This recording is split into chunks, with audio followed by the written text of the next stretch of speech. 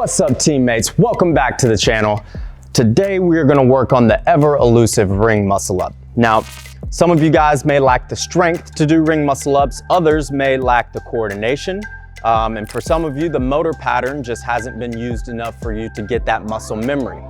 So what we have here are two light to medium sized bands. They're going to help us with all of those. So it doesn't matter if you already have ring muscle ups, it doesn't matter if you just learned one for the first time or you don't have the strength to do these. These bands will allow you to go through that range of motion and help develop that so that when you get up onto the high rings, you'll be able to do them. So the way this will work is I will sit on a bench below these rings attached to these bands. And from this position, I'm gonna assume a tight hollow body position. So just to inform you guys, this hollow body position is somewhat of a concave body where my core is tight, my legs are tight, and in this position, I can move in one unit, all right? If you're loose and floppy and your legs are apart, this will cause problems whenever you get up there on the high rings. So we wanna go ahead and practice that tight body now so that when we do the real thing, it just becomes easier. So from here, if you would like to utilize the false grip, you can go for that. More on the false grip later, but for now, we'll just stick with this grip that we have here. And from this position, I'm going to rock back and row these rings to my chest, all right? The lower you are on your chest, the easier it's gonna be to transfer into this position. All right, so you'll see a lot of people try and pull to their shoulders or their armpits, and it makes it hard for them to get around, and they throw this chicken wing and whatnot. That's not necessarily what we want.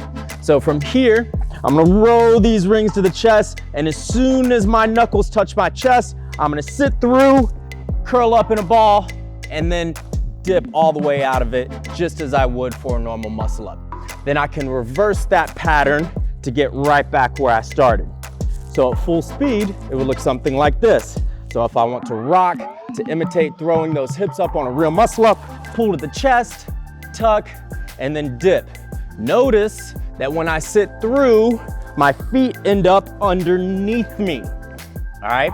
So if we don't do this, what happens whenever we go up to the high rings is that you'll see those feet flop up in front of me when I try and sit through, and it's gonna make it very difficult to create clearance for my chest to get into this low ring dip position.